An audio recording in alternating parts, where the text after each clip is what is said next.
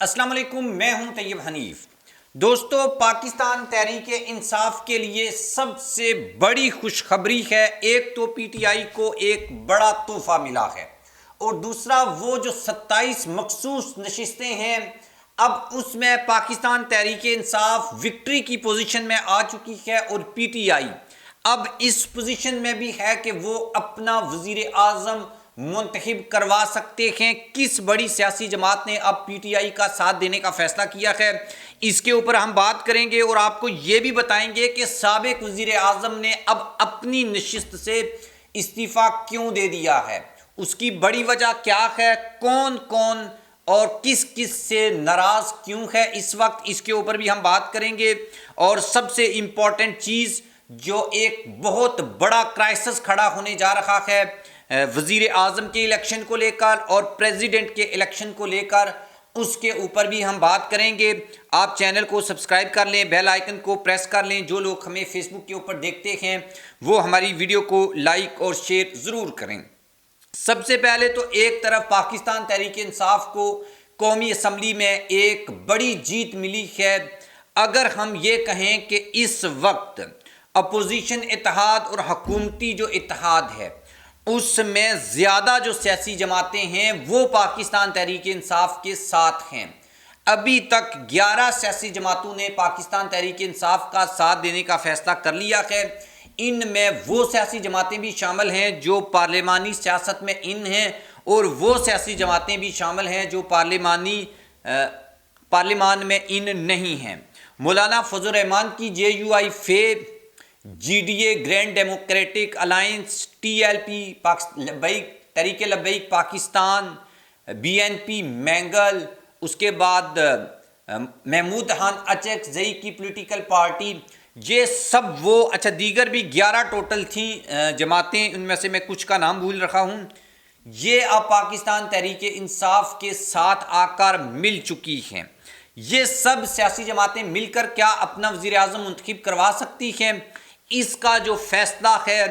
وہ ان 25 نشستوں کے اوپر منحصر ہے جو الیکشن کمیشن نے دینی ہے۔ اب یہاں پر ایک بہت بڑا پھڈا کھڑا ہو گیا ہے۔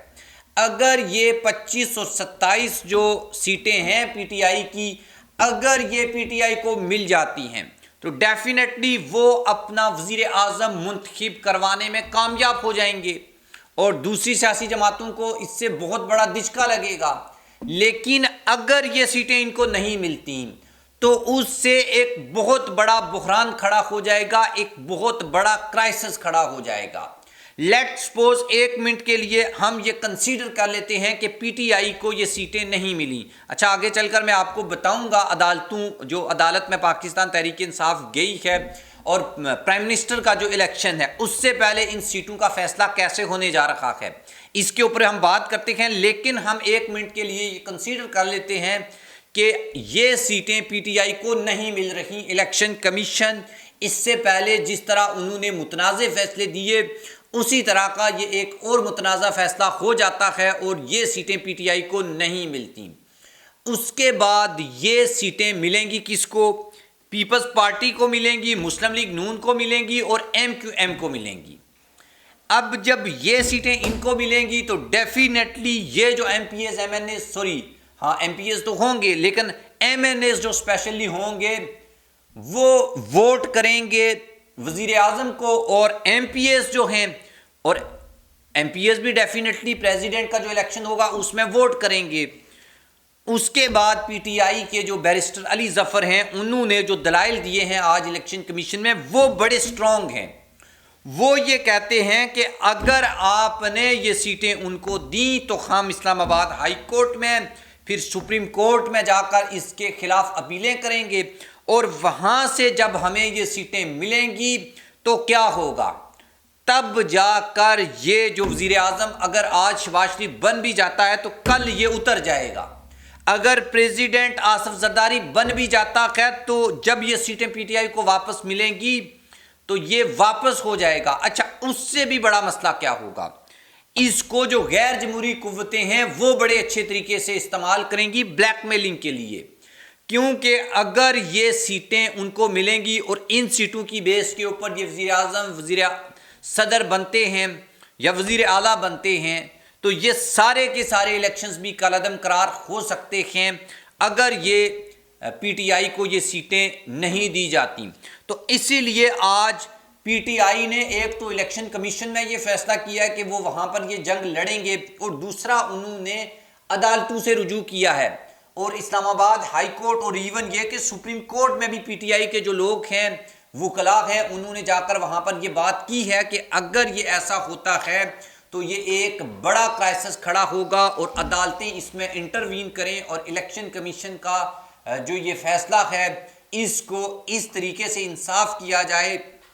تاکہ بعد میں کوئی مسئلہ نہ بنے اور ایک اور کرائسس، ایک اور کیوس، ایک اور افراتفری کا انوائرمنٹ پیدا نہ ہو۔ دوسری طرف نواز شریف صاحب جو ہیں انہوں نے جو منصیرہ کی NA-15 کی سیٹ ہے وہاں پر اب فارم 49 کا جو فیصلہ ہے وہ بھی آ گیا ہے اور اس میں نواز شریف صاحب کو شکست ہوئی ہے۔ یہ شکست کی خبر سنتے ہی نواز شریف صاحب تو مری چلے گئے ہیں، اور اسحاق ڈار نے یہ بات کہی ہے کہ وہ کچھ ذاتی مصروفیات کے لیے اب وہ کبھی بھی آپ کو مسلم لیگ نون کے کسی اجلاس میں دکھائی نہیں دیں گے۔ کچھ لوگوں کا خیال یہ ہے کہ نواز شریف شہباز شریف کی حلف برداری کی تقریب میں بھی شرکت کرنے کے حامی نہیں ہے، منایا ان کو جا رہا ہے لیکن وہ لندن جانے کے لیے بضد ہیں اور چاہتے ہیں کہ وہ اس سسٹم کا حصہ نہ بنے جس میں ان کے ساتھ اسپیشلی دھوکہ ہوا ہے۔ وہ یہ سمجھ رہے تھے کہ میں وزیر اعظم بنوں گا، لیکن شہباز شریف صاحب نے مبینہ طور کے اوپر اپنی بات کی ہوئی تھی، بیٹی نے اپنی بات کی ہوئی تھی، اور اب تو ویڈیو بھی وائرل ہو رہی ہے کہ مریم نواز شریف کو بوسہ دے رہی ہیں لیکن 2 انچ کے فرق کے ساتھ۔ تو اس کے اوپر بھی پی ٹی آئی والے اب بات کر رہے ہیں۔ اب کرتے ہیں سابق وزیر اعظم کی بات، یوسف رضا گیلانی صاحب جو کہ سینٹ کے ممبر تھے، اب انہوں نے سینٹ سے استعفیٰ دے کے قومی اسمبلی کا ممبر بننے کا فیصلہ کیا ہے، لیکن یہ بھی وہ شخص ہیں جو مسترد شدہ ووٹوں کے نتیجے میں الیکشن جیتے ہوئے ہیں۔ ان کی درخواست بھی الیکشن کمیشن میں موجود ہے، اور اگلی بڑی خبر یہ ہے کہ ان کی جو جیت ہے اس میں صرف 156 ووٹوں کی لیڈ ہے، اور اگر اس کے اوپر ری کاؤنٹنگ ہوتی ہے تو یوسف رضا گیلانی ان شخصیات میں سے ہیں جو الیکشن میں سب سے کم مارجن کے ساتھ یہ سیٹ جیتے ہوئے ہیں، اور سیٹ بیسیکلی پاکستان تحریک انصاف کی ہے۔ آپ چوری کی سیٹ اس کو کہہ لیں، لیکن اگر الیکشن کمیشن صحیح طریقے سے فیصلہ کرے تو یہ سیٹ بھی ان سے چھن سکتی ہے۔ پی ٹی آئی کا ابھی بھی یہ کلیم ہے کہ وہ اگر ان کو مخصوص نشستیں مل جائیں تو وہ اکثریت میں ہیں اور وہ اپنا وزیر اعظم بنانے کی پوزیشن میں ہیں۔ لیٹس سی، دیکھتے ہیں اس کے اوپر اب الیکشن کمیشن جو پہلے ہی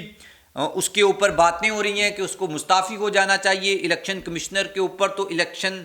آرٹیکل 6 لگانے کی باتیں بھی لوگ کر رہے ہیں۔ اور دوسری بات یہ کہ اتنے متنازع الیکشن جو کروائے ہیں اس کے بعد اخلاقی طور کے اوپر یہ بنتا تو نہیں ہے کہ سلطان سکندر راجہ صاحب اس پوزیشن کے اوپر قائم رہیں، لیکن وہ بیٹھے ہوئے ہیں۔ خواجہ آصف کے مطابق کچھ شرم کچھ حیا پھر نہیں ہے، تو اس لیے وہ بیٹھے ہوئے ہیں۔ اور اس سے بھی اگلی بات یہ کہ یہ الیکشنز میں اگر الیکشن کمیشن ایک اور متنازع فیصلہ دیتا ہے تو اس کے نتیجے میں ایک نیا کرائسس کھڑا ہو جائے گا۔ ایون یہ کہ موجودہ جو کرائسس ہے اس کے ویسے تو کئی ایک کریکٹر ہیں جو اس کے ذمہ دار ہیں، لیکن اس میں ایک بڑا اہم رول چیف الیکشن کمشنر اور الیکشن کمیشن کا بھی مانا جاتا ہے۔ 13 فروری جو پاکستان تحریک انصاف سے بلہ چھینا گیا وہ، اور اس کے بعد جس طریقے کے یہ الیکشنز ہوئے، اور الیکشنز کے بعد سچویشن 8 فروری کا الیکشن، 9 فروری کا الیکشن، پھر فارم 45 اور 47 کے جو مسائل ہیں یہ بھی اس طرف اشارہ کرتے ہیں کہ اس وقت جو پاکستان میں پولیٹیکل کرائسس ہے، جو ایک کیوس ہے، جو ایک افراتفری ہے، جو انسٹیبلٹی ہے، اس کے پیچھے بیسیکلی کہیں نہ کہیں اس کے تانے بانے جہاں پر بھی ملتے ہوں، لیکن اس میں جو فرنٹ مین کے طور پر جس شخص نے کردار ادا کیا ہے وہ ڈیفینیٹلی الیکشن کمیشن کے سر آتا ہے کہ انہی کی یہ ذمہ داری تھی کہ وہ صاف اور شفاف الیکشن کرواتے، اور ایک تو الیکشن لیٹ کروائے، پنجاب اور کے پی کے کی اسمبلیوں کے الیکشنز نہیں ہوئے تھے، جب بھی کبھی پاکستان میں ایک ایسی عدلیہ، ایک ایسا سیٹ اپ، ایک ایسی اسٹیبلشمنٹ آئے گی جو میرٹ کے اوپر فیصلے کرے گی، تو جو لوگ بھی اس پورے سسٹم میں اس دھاندلی کا، اس کرائسس کا سبب بنے ہیں، اس کا باعث بنے ہیں، ان کے خلاف گھیرا تنگ ہوگا، لیکن اس کے لیے ٹائم لگے گا۔ دیکھتے ہیں کب تک یہ سب کچھ ہوتا ہے۔ اور اب پی ٹی آئی کا جو یہ کلیم ہے کہ وہ جیت جائیں گے یہ الیکشن، یہ ڈیفینیٹلی جب وزیر اعظم کا الیکشن ہوگا اس کے بعد پتہ چلے گا، لیکن یہ ساری چیزیں عدالتوں کے جو فیصلے ہیں ان سے مشروط ہیں۔ اگر عدالتوں سے ان کے خلاف، ان کے حق میں کوئی فیصلہ نہیں آتا تو یہ بڑا مشکل ہو جائے گا۔ آپ بھی اس کے بارے میں لکھیے گا۔ اللہ حافظ۔